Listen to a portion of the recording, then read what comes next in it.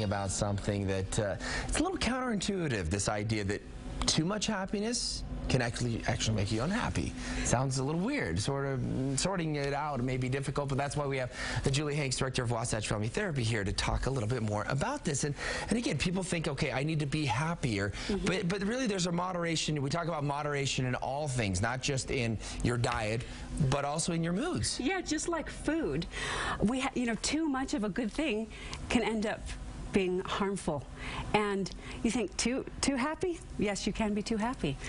So maybe let's look at some of the characteristics of maybe those who are happy or too happy, if you want to, if you can be such a thing. But, but let's look at some of the different ideas behind this. Yeah. They tend to engage in riskier behavior. Yeah, so these are all research studies. Riskier behavior, like drinking, substance abuse.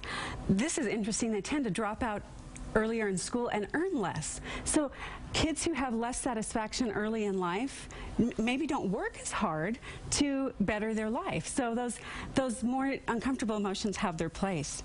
Happier people make snap judgments and tend to stereotype more. They're more easily deceived, research tells us, and they also, in certain studies, acted more selfishly. Who knew, right? I know there are a bunch of people at home right now. I'm getting on. I'm going to email the morning show.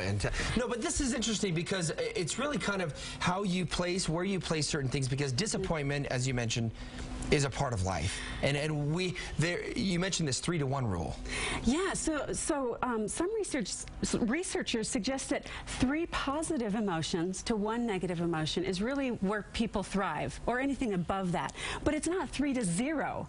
Negative or uncomfortable emotions actually protect us. They teach us. There's a place for that. We have fear for a reason. It protects us from maybe doing some behavior that might be harmful to us. So how do we actually strike this balance? What are some things you suggest? Yeah, so actually seeking happiness tends to be counterproductive. Like, oh, I need to be happier. I need to work on being happier.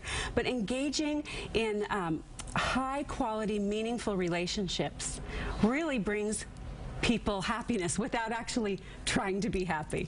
So focusing on relationships, engaging in activities. So instead of saying I need to try and be happier, do things that bring you joy.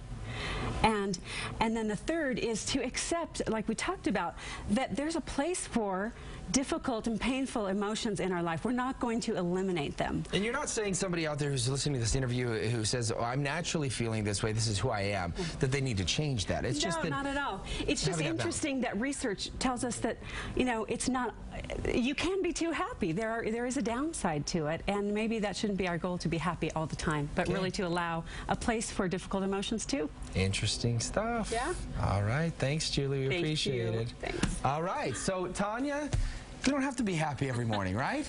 We don't have to be happy every morning. That means I cannot be happy about the weather today. I was going to ask.